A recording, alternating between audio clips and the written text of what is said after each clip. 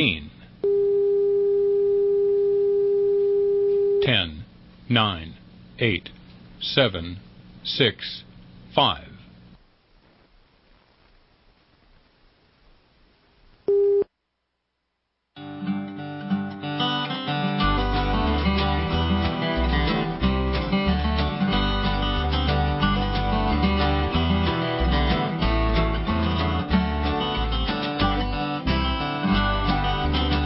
This is RFD Today, a daily look at the key topics impacting rural Illinois. If you live in Illinois, we examine the issues impacting you, your income, and your community. Here's your host for today's program, Bill Shonky. Hey, good Thursday to you, Illinois. Thanks for joining us for this adventure in broadcasting on the 16th of May, looking at the latest forecast released yesterday, 8 to 14-day outlooks updated yesterday by the National Weather Service, certainly calls for a strong probability of temperatures to be more than average. It also shows a pretty solid probability of precipitation being more than average. Stronger as you move farther west into Missouri, southern Iowa, even into Kansas, Oklahoma, and Texas. But in Illinois, there is still plenty of probability for more than average precip, taking us basically past Memorial Day. On the program today, Paul Rohde is Midwest Vice President of the Waterways Council. We will visit with him just about situations with water flow as well as modernizing this system, the system of locks and dams, and especially as we talk about infrastructure in the country as well. Mark Gebhardt is down in Springfield. Illinois Farm Bureau's Executive Director of Governmental Affairs and Commodities. We'll visit with him, state and federal issues. Just a couple of weeks now to get things done in Springfield if they're to be done on time. And what about this mitigation talk that has been coming about from USDA officials in recent days? So we'll talk about all those things. And Tricia Braid will be joining us from Illinois Corn Growers Association, also about some D.C. issues. But first, Rita Frazier has this message with Pioneer. We're talking with Dr. Matt Montgomery, field agronomist, Pioneer. We're talking the second week of May, 2019. We talked earlier about what your recommendations were on planting. We also wanted a little bit on the storm systems. You're a weed and insect guy and disease guy. Where are we there this time of year and this month? Well, it's interesting. I was digging around the other day and popped up wireworms and grubs, and, needless to say, they weren't rolling around too hard in my hand at that moment. They don't like this cold weather either, so they're pretty stagnant. I think subterranean insect pests are sitting out there waiting for the crop, so thankfully we have seed treatments to help us out with that. We know there's been some cutworm flight activity. So, here as we're getting into this week ahead, there's some places just south of Springfield that were projected to potentially have some clipping happen, and we'll want to keep an eye on that. I don't know, Rita, if there's been some kind of extraordinary blip on the radar screen when it comes to insect pressure, but I think it's kind of the story that we're used to, watching out for that first month for cutworms like we always do. Paying attention to the value of seed treatments because there is still pressure sitting out there waiting to pull down the population of the crop that we have in the field. And so there's value there. I think that insect and disease story doesn't change a whole lot yet. We'll see what conditions bring in the months to come. So on top of that, then we, of course, have the weed situation, and we've talked to the last couple of weeks to a lot of folks out there. It's pretty hairy, as they say. Wow. Yeah, it is extraordinary. I took, the one that I noticed, we always talk about purple fields, Rita, with henbit or dead nettle. The one that seems to really be jumping out at this point is Senecia, crestleaf ground cell, ragwort's another name for it, and there are some fields that are just yellow from one side of the field to the other, and that's going to be a real headache to get on top of. Easier to control those things in the fall than the spring. We can do it, but it's going to take a little bit more work to get there. Dr. Matt Montgomery, field agronomist, Pioneer. This is RFD Today. All right, thank you, Rita. Joining us now over the phones, Paul Rohde, Midwest Vice President at Waterways Council. Paul, how are you? Hey, DeLoss, just fine, thank you. Thanks for doing this. If we could have a little update, I was just looking at U.S. Army Corps of Engineers reports, and boy, it looks like the Illinois River is still way out of its banks, at least in the St. Louis district area. Well, yeah, I mean, the rivers are definitely high. They'll continue to be high.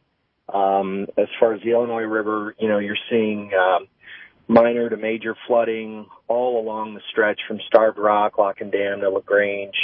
But it is falling, and water levels, will continue to fall, but remain above flood stage at several locations, which will provide operational challenges for towboats. On the Miss, we see similar minor to major flooding, but the Rock Island District, all of the locks in Rock Island District are opened as of last night, I believe, except Lock and Dam 20, that's in Canton, Missouri.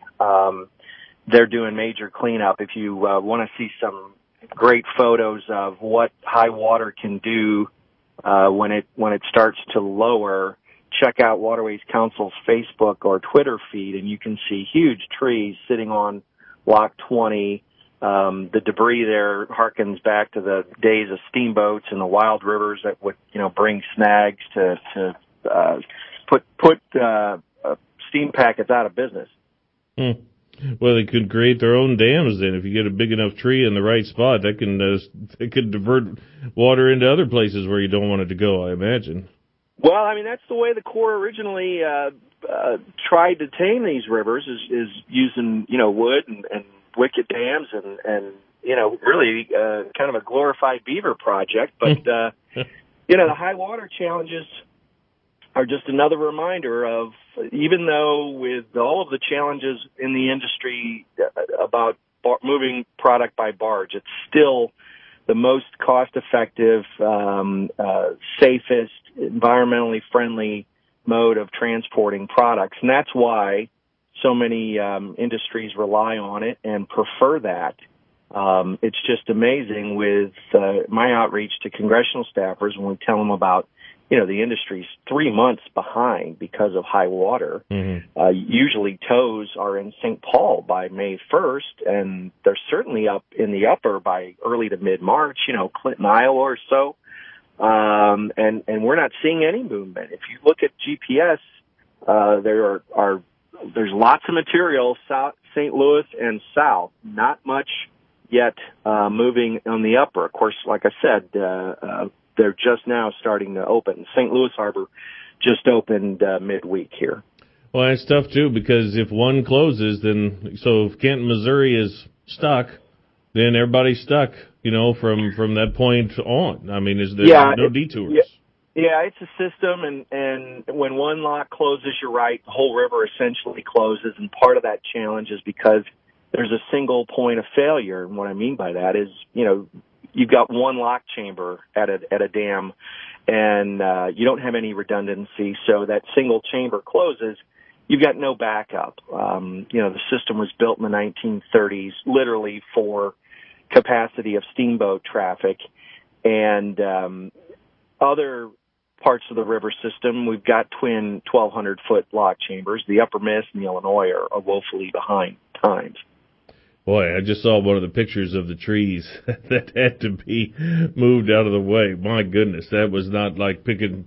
It's not like picking up sticks before you mow the yard by any means. That was you got the challenges of getting the material in there to everything's wet, getting the material in there to get all that out, and they're going to have to replace the rails, and who knows what kind of concrete damage may be going on. I mean, the Corps really has had their hands full, and I got to hand it to them for the yeoman's work that they've been doing over the last many, many weeks, trying their best to get this river operational as soon as possible. I read this week, and I don't speak French very well, so I'm not going to embarrass myself too much, but there's a spillway west of New Orleans that they had to open for the second time. It's the first time in the 80-year history that they've opened it twice in the same year, and here we are doing it in May. And someone's saying in New Orleans we're wet as we've ever been in 124 years. So certainly sounds like challenges all the way up and down. Yeah, the Bonnet-Carré spillway is what you're referring to. Last week, Yes. they put that into effect. The first time they did that, I think, was late February, and it's working as it's supposed to. It's diverting water, and when the spillways open, it goes into Lake Pontchartrain and Lake Boring, and with those lakes, utilizing those lakes, they're able to take some of the pressure off of the river. In a similar but opposite fashion, we've got lakes along the Upper Miss Basin that can be used in low water periods. When we were advocating the Corps to do that, when we had the low water situation in, if you remember, December of 2012, there are lots of recreational reservoirs that are available. And, of course, the biggest example of reservoirs are on the Missouri River. From a hydrology standpoint, the volume that's kept up in Lake Oahe and Fort Peck and some of the other reservoirs of the Missouri just absolutely dwarf what we've got as far as reservoirs on the Mississippi River. So, the Corps, during high water or low water situations, has access to divert water. And, of course, they're utilizing the dams, too, as far as water levels, so you're not inundating one lock and dam more so than others. Well, hey, we are up against the break here. I want to continue this, and we want to talk about funding. One of the things you'll see on the Facebook page from Waterways Council is that 78% of river locks will exceed their design life by 2020, and some are already way past there. So we'll get into that in just a little bit as we continue here on a Thursday, RFD Today.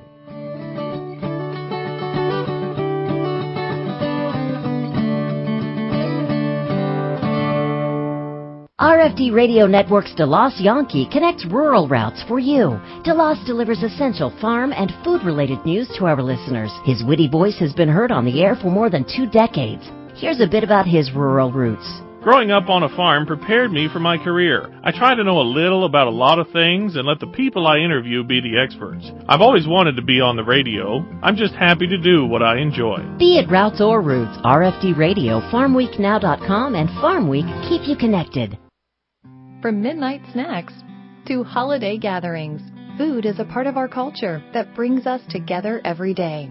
To make sure we all have food on our tables, Illinois farmers are going beyond planting crops and raising animals. We're making sure the wildlife that helps our food grow has homes too. To learn more about conservation efforts, visit ilfarmersconserve.com. Preserving our water, protecting our land, providing our food. This message brought to you by Illinois Farm Bureau. Are you preparing for planting season? We don't mean to be a pest, but here's a few things you need to know before you grow. The Illinois Department of Agriculture now requires special local needs labels, including new restrictions for the use of herbicide dicamba on top of soybeans in Illinois for the 2019 growing season. Did you know these additional restrictions go beyond federally approved labels? Remember, the label is the law. To find out more about these Illinois-specific labels, visit ilfb.org/label-aware. You're going to need me. You're going to need us. All of us. You're going to need our help with your water, your air, your food. You're going to need our determination, our compassion. You're going to need the next generation of leaders to face the challenges the future will bring. And we promise we'll be there when you need us. Today, 4-H is growing the next generation of leaders. Support us at 4h.org. Okay, men, this is your time. Maybe you didn't choose this, but you're here now. You're going to go out there and be an all-star caregiver. It's up to you. So what are you going to do? You're going to go grocery shopping, cook, clean, be there emotionally and physically. You got to dig deeper. Drive them to physical therapy, doctor's appointments. Don't you forget about the pharmacy. No, you won't.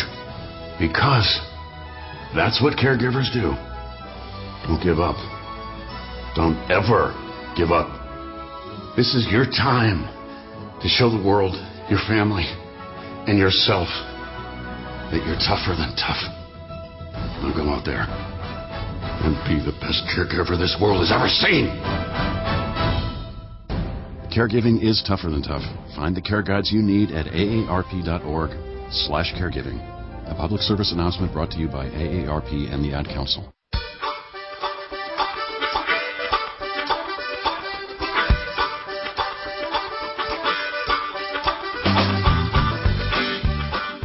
Welcome back to RFD Today on a Thursday. I'm the Lost Yankee. Paul Rohde's on the line, VP Midwest Region of Waterways Council. And before we get into funding, considering what happened in 93, the water was high, and then the water went down, and then the water got high again in July or so. So how much discussion is there of this immediacy plus, oh boy, what could happen, even 2 months from now? Well, I mean, there's nothing you can do about Mother Nature, DeLoss. It's just the operational challenges that the river provides. One of my concerns is not so much more high water coming, but in most high water situations in the spring, come summer, you've got a need for more dredging. All that silt comes downriver, and so finding the funding and the equipment to handle that, to make sure we've got an open channel come July, August, and on down. So we're trying to talk with the Corps and make sure that that is available. And of course, if we need to shift to Congress with some kind of supplemental emergency appropriation, we'll certainly do that. And then the two are tied. The funding issue and operational challenges are tied. People have to remember that. Again, we're 3 months behind, at least on the locking portions of the river being open. And that's going to have impacts into the Inland Waterways Trust Fund. It's a gas tax, essentially, on commercial barges and towboats burning diesel. And traditionally, it's been a 50-50 cost share with federal appropriations for capital improvements. And so we've got less revenue coming in right now from that, and that could be made up later this year, but it'll be interesting to see what kind of impacts that has on this public-private partnership that has been working well for many decades. Well, as we think about infrastructure and we think about, I just hope LaGrange could hold up, for another year before the big repairs take place in 2020. But, it's an alarming need, not just on the Illinois and Mississippi, but I'm sure all throughout the system. It is system-wide, and on the Illinois River in particular, we'll start to see some work being done, major maintenance by the Corps of Engineers Rock Island District at Starved Rock and Marseilles Lock and Dam. Partial closures slated for June and July. We'll see how the high water situation may change that schedule. And full closures scheduled for a couple of weeks in mid to late August of this year. Most of the 6 of the on the Illinois will experience major closures next summer. It has been maintenance that's long overdue, but there'll be some major disruptions next summer at many of the locks on the Illinois, and also in summer of 2023 to do that maintenance. And then, of course, in addition to the major maintenance, you referenced the work at LaGrange, which will be a major rehabilitation, long overdue for that lock site. It will help with the condition of the lock, but unfortunately won't address the capacity issue, which we've been fighting for years now. And we've had authorization to add a 1,200-foot lock chamber next to the existing 600-foot chamber, but haven't gotten into the construction funding yet. Right. Are there any similarities, by the way, with the Ohio River, whether that's in Illinois or anywhere up and down the Ohio? Well, yes. In fact, the Upper Ohio is slated to receive money based on some strong numbers that the House Appropriations Committee, that the Subcommittee on Energy and Water just yesterday released top-line funding numbers. We've got, with Olmsted, as we've talked before, the completion of Olmsted Dam finished, there was an opportunity to start new projects and that was at 2 on the Tennessee River and 1 on the Upper Ohio. They're in similar situations, especially the Upper Ohio project as the Upper Miss.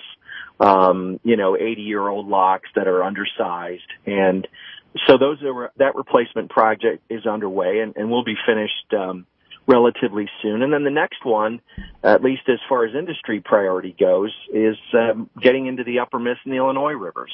We're working under an operational condition where the administration is the only entity determining the haves and have-nots of lock and dam funding until Congress decides to get back in the game and say which projects receive funding. We've got to our hands full with an administration that just doesn't want to spend any money. Yeah. And we have 1 minute left here, but, or even earlier this week I was talking to someone about the difficulty of finding trucks and especially truck drivers. Well, when the river's flowing properly, I would think that the river system could be one of the great alternatives to help with that kind of issue. Oh, absolutely. It's the only mode with capacity to spare. It's amazing. You go on a towboat and it's got, state-of-the-art GPS and it's a robust industry, but it's working off of an infrastructure that was built during the Works Progress Administration and really with 19th century traffic in mind. Wow, fascinating stuff. Well, keep fighting the good fight, and I'm sure we'll talk as we go along. Hopefully we won't need any kind of immediate updates in the summertime, but if we do, we'll certainly call, Paul. Thanks so much. Always good to visit with you, and anyone interested can text the word LOCKS to 52886 and get plugged into the Waterways Council. Excellent. LOCKS, LOCKS, 52886, and get active. Mark Gebhardt's coming up next, RFD Today. More farm news and information ahead. Stay tuned for more RFD Today here on the Illinois Farm Bureau Radio Network. RFD Radio Network's Jim Taylor connects rural routes for you. You can trust Jim every morning for your overnight markets. He gets up early to help keep farmers on top of their game. Here's a bit about his rural routes. I have the opportunity to cover something different every day to provide listeners with up-to-date markets, news they need to do their job and be successful, from legislative issues to crop updates and weather, of course. Be it routes or routes, RFD Radio, FarmWeekNow.com, and Farm Week keep you connected. The Illinois economy runs on our homegrown agricultural products. Our dairy, beef, pork, corn, and soybeans grow the agricultural industry by nearly $20 billion each year. But we don't just grow Illinois, we grow North America. Canada and Mexico account for over $45 billion in U.S. agricultural exports, and they support more than 1 million American jobs. Exports to Canada and Mexico matter to everyone in the agriculture and food industries. A message from Illinois farmers and their checkoff programs. Warmer weather means a longer honeydew list. Your county farm bureau can help you stay on top of your project list and save you money along the way. A Farm Bureau membership offer includes discounts on equipment and supplies from Grainger, plus free shipping on all standard Grainger products. Browse thousands of items from landscaping equipment to power tools. Anything you need to get the job done, Grainger has it. Not a Farm Bureau member? Call us at 309-557-2689. or visit Illinois Farm Bureau online and join today. I used to say I was an Illinois Farm Bureau member because it gives us farmers a voice in Washington. Then there was a bad regulation proposed in my community. That's when I learned what my county Farm Bureau does for me right here in my own backyard. From giving scholarships to local kids to tackling township or zoning concerns, Farm Bureau starts right here. And now, that's why I say I'm a member. Call your county farm bureau and rediscover your grassroots power. All Ag. All Illinois. All Now. There are a lot of smartphone apps out there, but do they have what's important to us here in Illinois? The Farm Week Now app does, and it's always at your fingertips. All Ag, all Illinois, and 24/7 where and when you need it for free. Go to your app or Play Store on your smartphone, hit search, type in Farm Week Now, that's one word, and download it today. Brought to you by Illinois Farm Bureau, where we're all about farm, family, and food. Yes, I listen to a lot of talk radio, but I wouldn't call myself a political junkie. I guess that's why I like being a member of the Illinois Farm Bureau. No matter what my comfort level is, Farm Bureau has something for me and my farm. As an Illinois Farm Bureau member, I can pick and choose what's best for me, from reading election news in Farm Week to actually going to Washington. That's enough to make me a policy nut after all. Call your county farm bureau and customize your membership today.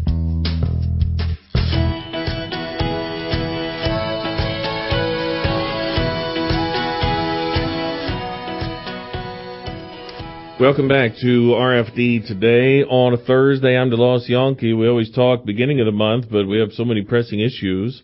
Mark Gebhardt's kind enough to join us. He's in Springfield today with Illinois Farm Bureau. Mark, how are you? Doing well, DeLoss. Thanks. Here's my first hard-hitting question I was thinking of. Because sometimes you're in Bloomington and sometimes you're in Springfield and you live between the two. Have you ever started the day and you get on the interstate and think, whoa, shoot, I'm going the wrong direction today?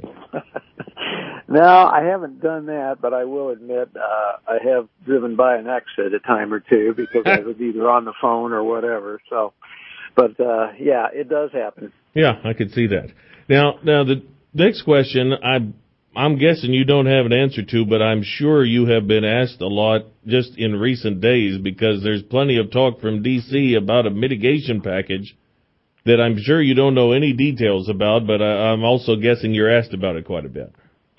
Well, we certainly have been. The whole trade scenario continues to be such a huge issue for us in agriculture. As you know, DeLoss, it's impacted us now for quite a while, and with the recent development last week of basically the loss of an agreement with the Chinese on moving forward with the trade issues and the tariffs, it really has heightened a lot of folks' concerns, and you put on top of that the weather problems and a lot of other issues that we're facing, and folks were quite frustrated. So, yes, we have been asked. Our understanding is that Washington, USDA, the White House, the administration is certainly looking at some type of additional market facilitation type program similar to what we had last year, where producers received payments on soybeans primarily, but then on some other commodities as well. We don't have details. We do know that they are saying anyway that they are going to put something forward. The number that I have been told this morning is somewhere in the range of $20 billion in terms of a total package. Now, that is not all direct payments to farmers. That will undoubtedly be some commodity purchases and some things that they did in the past. And then, of course, a certain amount of that, and I think a fairly large amount of that, will be considered for farmer payments. And then, of course, the question becomes, and this is what I am getting asked, what are the amounts going to be if they are, per commodity? And to that point, I know corn growers were very disappointed the last time. I know they've been very vocal already with the White House and the administration that the 1 cent per bushel was not acceptable. So I think you'll see quite a bit of discussion and debate about that. Right. Well, if I haven't planted yet and I hear about mitigation, and last year there was such a difference between corn and soybeans, if there's a place to make a change, it might be worth considering. But that's also a difficult thing to take a guess on. But my other question is, I mean, I feel like last year when we were talking about this, the MFP, it was around state fair time. And we're not in county fair time yet. And so if you're optimistic about still the prospects of talking and all that sort of thing, why would you go so far down the road on such a mitigation plan?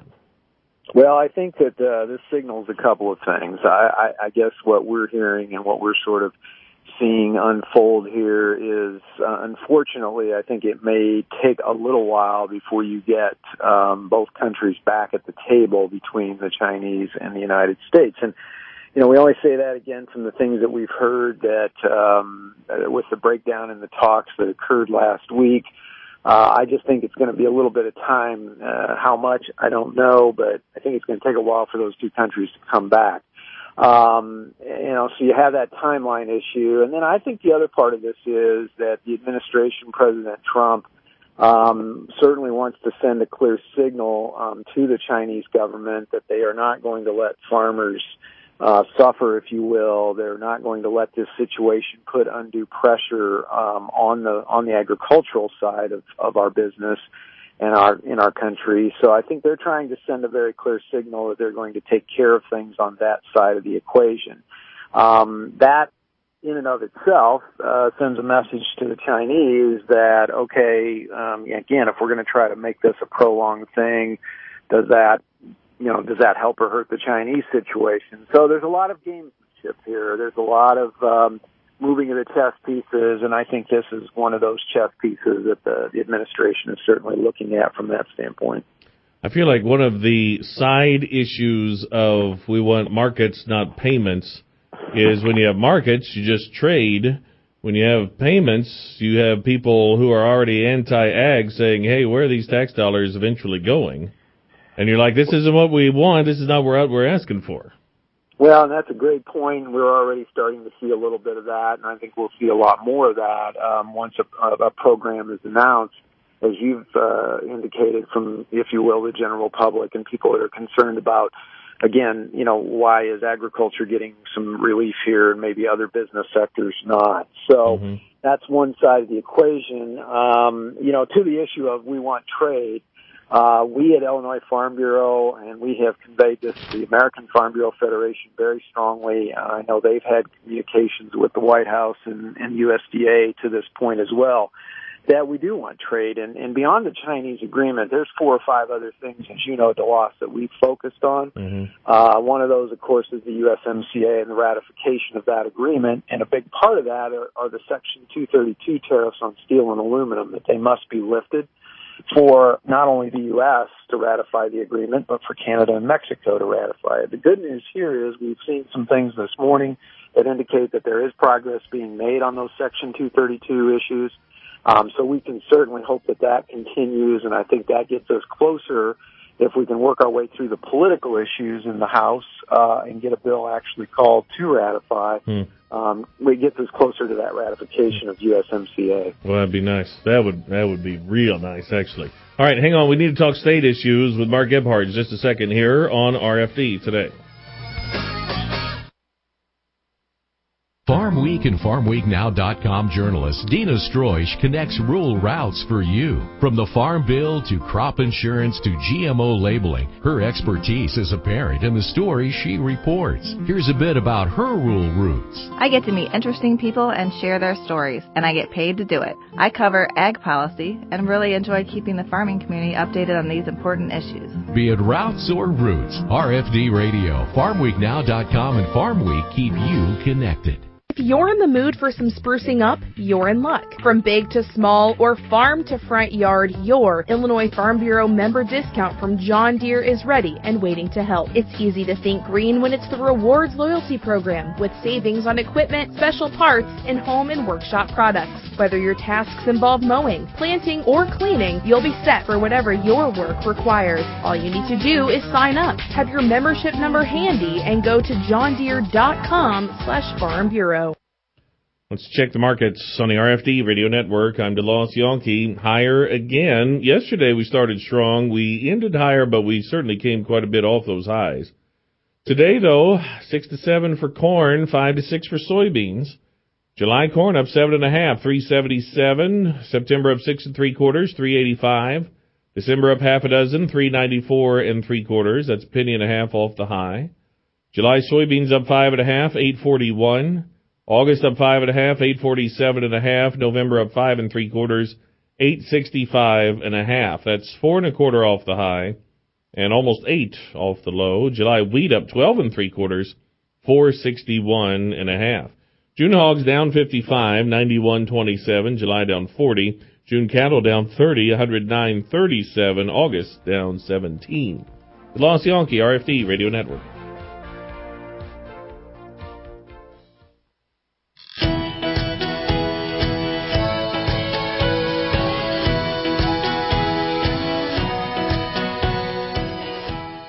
Welcome back to RFD Today on a Thursday. I'm DeLoss Yankee. Mark Gebhardt, Illinois Farm Bureau's Executive Director of Governmental Affairs and Commodities, is in Springfield today, where 2 weeks to go, Mark. It's still a lot of heavy lifting to be done.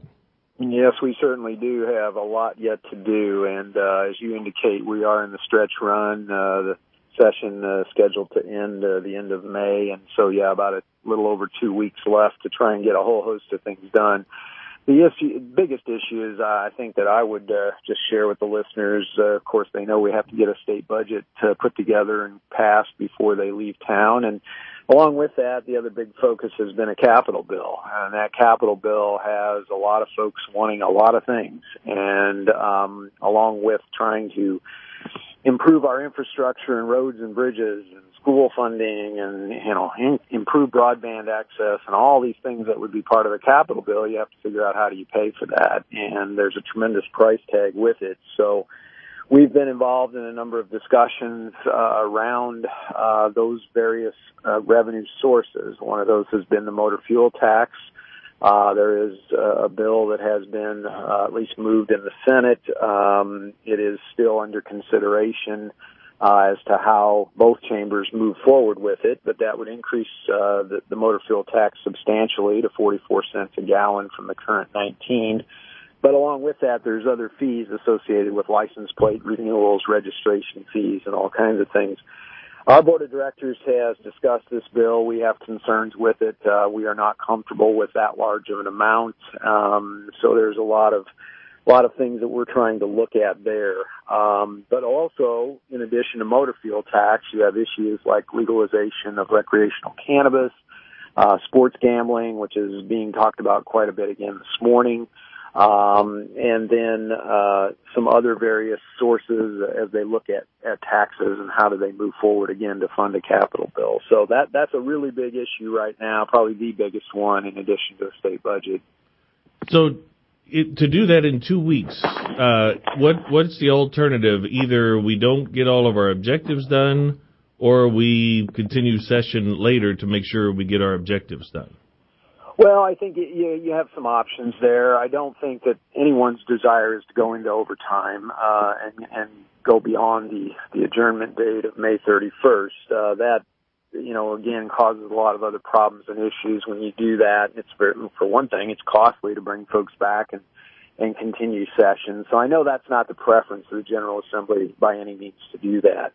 I think the one thing, again, you have to get a state budget done, and that's the issue that would drive you, as it has in the past when we had no state budget, as you and others know, for a couple of years. Yeah. That's why we had so much overtime and going all through the summer. That issue, is the one that would, I think, force you into overtime. The capital bill certainly could carry over, and by what I mean by carry over would be looking at maybe fall veto session. Again, I know that's not the preference, certainly, of the governor or many of the leaders of the General Assembly. They want to get this thing done. But I think the biggest obstacle here, DeLoss, is, again, how do you pay for this? Because there are some huge costs. I mean, the governor's proposals, which are kind of broken down, they're referencing them as horizontal, the horizontal portion, which is roads, bridges, et cetera, and the vertical proposal of the bill, which is school funding, again, broadband access, those sorts of things. Altogether, you're looking at like $40 billion worth of projects over a period of years here, not all in 1 year by any means, but again, you have to have a revenue stream. And so that's why they're looking at some of these other things like legalizing cannabis, sports gambling, and so forth. Given how quickly minimum wage, just went right through, does it surprise you at all then that we're at this point here in mid-May with so many other things? No, I guess it doesn't surprise me because I sort of saw this coming in the sense that there was this huge list of things that they wanted to do. And again, I know the governor has been very aggressive with wanting to get his agenda, if you will, and the minimum wage increase was certainly part of that agenda. But the capital bill is a big part of that as well, and as are some other things. So, that along with just kind of what I would call the day-to-day running of the state, as it references the state budget, really put a lot of things on these folks' desks. And a lot of these are very new. I mean, let's face it, we've not had legalization of recreational cannabis that we've ever dealt with before. So that's a huge issue in and of itself. legalizing sports gambling, again, another big standalone issue. And then on top of that, you have this progressive tax, which, again, the Senate has passed out. The House has scheduled to take up the bills related to the progressive tax proposal next Monday. That will be in House Revenue Committee. That's a huge issue that we haven't even talked about yet this morning, but that's going to take a lot of time. So, I look at this landscape of things that they say they want to try and do, and boy, there is a lot there. There's always a lot there in any given year, but I think this year it's compounded quite a bit. So are they going to get it all done? It's going to be tough. Time is just not on their side. So they'll have to pick and choose. Again, we need to get a state budget done. I know that'll be a huge, probably the number one priority. And then from there, they'll probably try to figure out how do they move forward on some of these other issues. I'm intrigued because I assume it can't possibly be 100% partisan, given the supermajority that exists. So, I'm sure there's some partisanship in there, but this is also, within the ranks of the majority. That's correct. There's still a lot of unanswered questions, I think, especially in the House, where some of these issues haven't even been debated yet. I've heard Speaker Madigan reference in a couple of interviews that there's a lot of unanswered questions that are going to have to get answered. So those questions are obviously not just of a partisan nature on the Republican or the Democratic side of the aisle. They're on both sides of the aisle. And again, I think those questions come from the standpoint of you're moving into very uncharted territory here when you talk about legalization of cannabis or sports gambling or some of these other revenue streams where the state of Illinois has never had that, as a template before. And so that in and of itself just causes a whole bunch of administrative questions, regulatory questions, taxation questions. Again, how's all this going to work? So, yeah, it's not strictly partisan. I think there are a lot of unanswered questions on both sides. Well, given the pace, I'm surprised at the pace, especially of the income tax. Are you still asking members then to make the call? We had the action request a couple of weeks ago, and the issue certainly hasn't solved itself yet. Yeah, that's correct, and I appreciate you bringing that up. Yes, if folks have not talked to their House members yet, I would encourage them to do so and let them know that we do oppose the progressive tax proposal. We have a lot of concerns with that about how that's going to impact our membership. Not necessarily now, but also in the future. So we certainly have time. As I indicated, those bills will be scheduled for House Revenue Committee next Monday. So that will start to move its way through the House. And then it has passed the Senate. If it passes the House, then, of course, it has to move to the ballot in November of 2020 because it would be a constitutional amendment to change our tax structure or tax rates. So there's a long way to go with that issue, but that's one that I do anticipate. I think they will take it up next week, and I anticipate they will try and move on that. So the rest of this, though, that we've talked about this morning as it relates to budget and capital bill and that's all totally unrelated to the progressive tax. Gotcha. We got a scoot. Mark Ebhard's Illinois Farm Bureau. Let's check livestock markets on the RFD Radio Network. I'm DeLoss Yankee. Illinois direct hog market yesterday was $1 higher, $52 to $58 a hundredweight, $1 higher on both the bottom and the top end. So the sow market was $1 lower though, steady to $1 lower, 50 to 56 on lights, 55 to 64 on heavyweights. China's sow herd, according to a Reuters report yesterday, fell 22.3% in April compared to the year before. A new record drop, breaking last month's record of 21% decline. And plenty of reports of farmers holding back from restocking with continued worries of infection. The overall pig herd in China, according to their Ministry of Ag and Rural Affairs, fell 20.8% from a year earlier.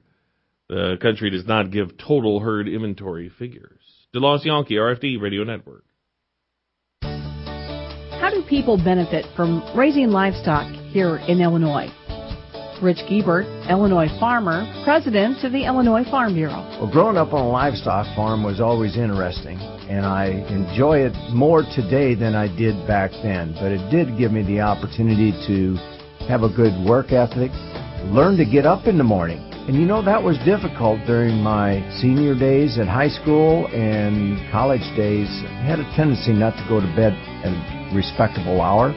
But no, it was always enjoyable on the farm and getting up before daybreak and milking the cows and getting the chores done and then go about the rest of the day's business. Illinois Farm Bureau, along with beef, corn, milk, pork, and soybean associations, make up the Livestock Development Group, supporting the Illinois livestock sector. For more information, check out illinoislivestock.org.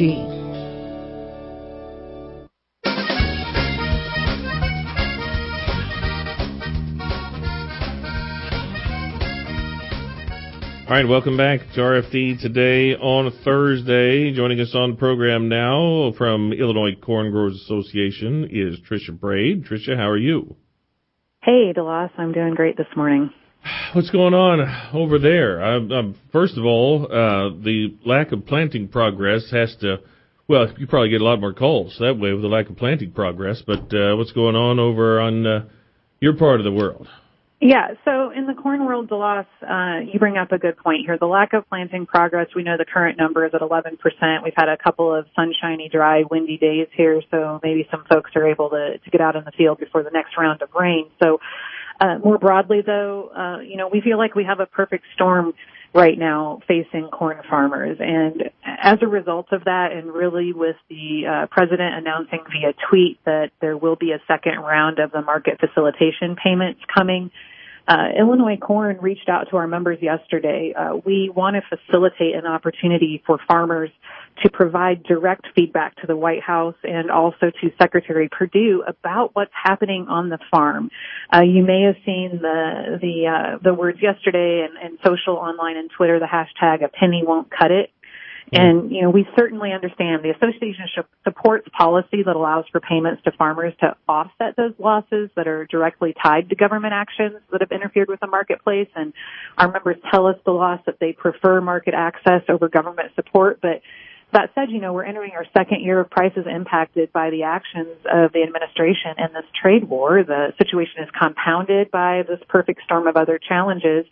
And, we need things to change for the good and quickly. So as a result, we've had over 250 emails from corn farmers into the White House and to USDA, and we actually have north of 60 direct phone calls going in. We're facilitating a patch-through phone call system. So if you want to get involved with that, you can out there. You don't have to be a Corn Growers member to do it, but we can really point to a change in the conversation at the administration level happening overnight. We're seeing that Secretary Perdue is acknowledging the concerns of corn growers, saying that penny didn't feel equitable. Clearly, we'd rather have our income from the marketplace, but USDA has acknowledged that they need to take a look at that system and find the most equitable way to distribute the funds if the president's going to do it. It's right here on the website, dialcorn.org, where it says, "Will a penny cut it on your farm?" And that's really good artwork, by the way. And then the hashtag "A penny won't cut it." Especially given the fact they were saying this week that this could come out quite soon. I mean, this could come out next week, where they're talking about putting some sort of plan together. So that certainly underscores the urgency in here.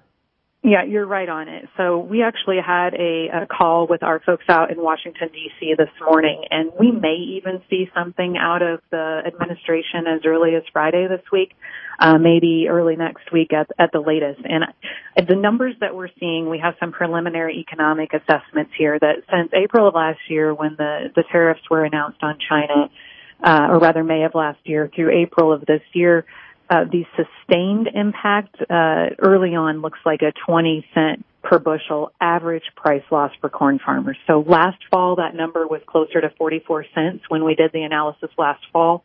Sustained over time, it looks like it's more in this 20-cent area, although that number isn't final.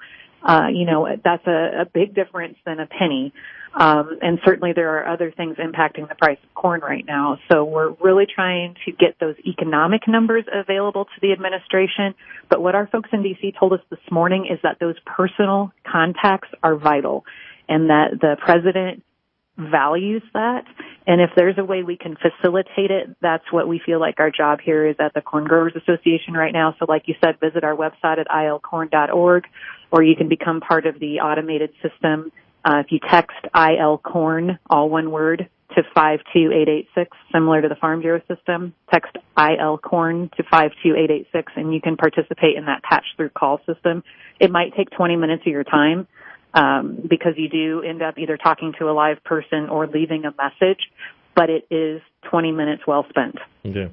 In some ways, you answered the question, because if someone from the outside were to say, well, the corn farmer also raised soybeans and they got soybean payments, so there.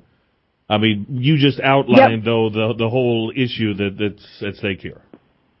Right. So clearly, corn farmers are also soybean farmers, but there's a larger issues at play here, and really, I think most farmers that I speak to would agree that what they prefer is having that market access back, and that it's important, however, that the administration recognize the direct impact that the actions have taken.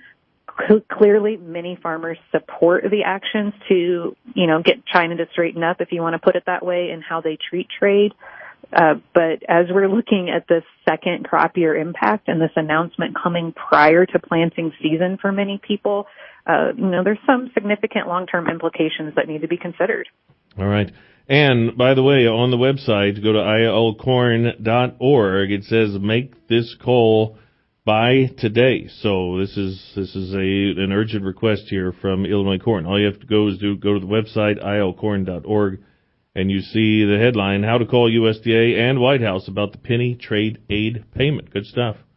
Well, Tricia. I appreciate the time. Oh, absolutely. And hopefully there's a couple of weeks of window here to get some stuff done as well in the fields. My goodness.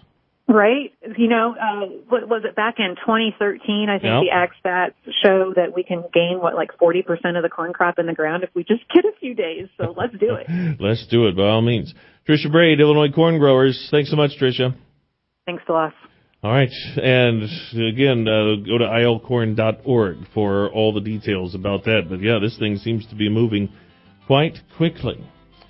All right, that'll do it. I'm DeLoss Yankee saying watch your ends. We'll be back in studio again tomorrow.